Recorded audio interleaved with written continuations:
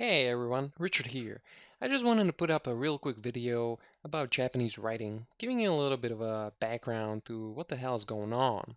So first off, Japanese uses three different kinds of characters: Hiragana, Katakana, and Kanji. Both Hiragana and Katakana have the size of about 46 characters each, not including diacritics. Kana is a word that refers to both Hiragana and Katakana. Anything and everything you could possibly say in Japanese can be written in kana.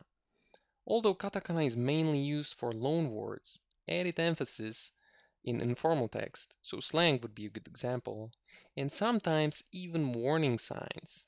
Apparently anybody can read katakana, so in order to warn kids who cannot read kanji just yet, katakana may be used. Why wouldn't you use hiragana?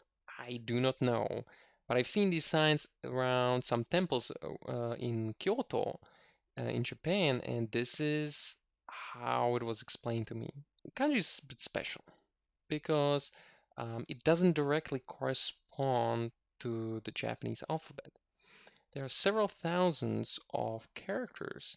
The exact number hasn't been really established, but the first 2 to 3,000 are commonly found in Japan. The first 2,000 are like super common. Anything about that may include medical terms or technical terms, lawyer talk, and similar stuff. Anything above 3,000 are not really considered to be common kanji characters. Real Japanese text consists of both kana and kanji, so a mixture of the two. Kanji are basic characters that were given to Japanese by the Chinese a very, very long time ago. Kana was based off of kanji. Now, I'm not a history person. Obviously, there was more going on, but this is kind of the simplified version. Here are some examples of what each type of character look like. So here's hiragana, here's katakana, basically the same exact text. And like I said, katakana is never used in this way. You'd only use it for individual words and not the whole sentences. And finally, here's the same text written in kanji, or rather a combination of kanji and kana. This is how a real Japanese text would look like. So as you can see, kanji is significantly more complicated looking. But don't worry, it's only hard at first.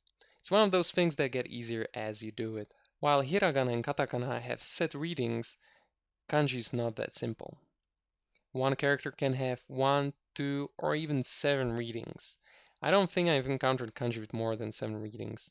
A common question, what decides which reading to use? So first, the hiragana around kanji would have a say for sure. But as if that wasn't enough, there are some words that are written in the same exact way, but are pronounced differently. So this is where context would decide the reading. One thing you should remember, not every word has a kanji character associated with it, and not every word that has kanji uses it. The reality is, even Japanese think kanji can be a little bit annoying, so on the more casual occasions, they would prefer hiragana over kanji. So Facebook, text messages, etc., those would use hiragana more often than kanji. They would still use kanji for sure, but hiragana is generally more preferred. Books, essays, other more formal stuff would use more kanji. So basically, the more formal you go, the more kanji you want to use. Here's a question I hear very often. Do the kanji characters look anything like their meaning? And the answer is yes and kind of no. Here is a character for a river. As you can see, it does kind of look like a river. Here's a character for a mountain. So same thing, really, right? It does kind of look like a mountain. But here's the character for time. Now, I don't know about you, but I don't really see the time thing there. When the character is describing something simple, typically something that can be found in nature, it usually looks pretty much like it, otherwise, not so much. There is some logic built into the characters, and if you understand this logic, you can guess the meaning of some characters. I don't know where you are with your Japanese, but most foreigners studying Japanese hate kanji at first. But then, as kanji starts to become easier for them, they start to hate hiragana. Why on earth would you prefer the overcomplicated characters, right? Well, here's the thing. Hiragana is awesome because it makes it clear on how to pronounce words correctly. This is not possible with Latin characters. However, a lot of Japanese words sound the same but uses different kanji. This means hiragana would remain the same, but kanji would be different. So kanji is great because it makes the meaning more clear. Since Japanese uses combination of the mentioned scripts, it is often considered to be one of the most complicated writing systems in the world, which is not incorrect. But listen here, there were people that learned the writing before you, and there will be such people after you. There are literally millions and millions of people that were able to learn it, so you can definitely pull it off as well.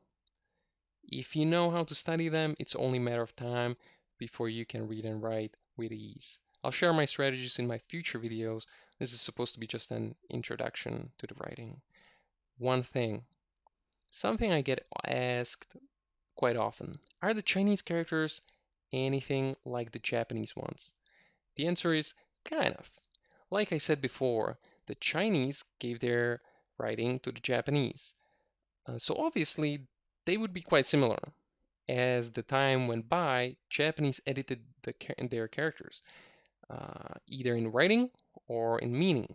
Some would remain exactly the same though. China changed theirs as well in the more recent years. These characters are known as simplified Chinese. Taiwan and Hong Kong still use the traditional Chinese characters, which are closer to their Japanese counterpart. Now, the big question, can a Chinese person actually read Japanese text and vice versa? The answer is kind of. Basically, the characters generally have the same meaning, but not always. Still, Chinese people can kind of understand or get the general idea of what the Japanese text is about, but not really the details. Since Chinese don't know Hiragana and Katakana, they would probably have much harder time reading Japanese text than a Japanese reading Chinese text. But in the end, it's all the same, really. They will get the general idea, but not too many details. Alright, that's it for this video. Thanks for watching. And if you like my video, please share, comment, like, subscribe. If you want to support me in creating more videos, there is absolutely no better way than to share my video on Facebook or other social media site. So please help me out so that I can pump out more great videos. Hey, have an awesome day, and I will see you in the next video.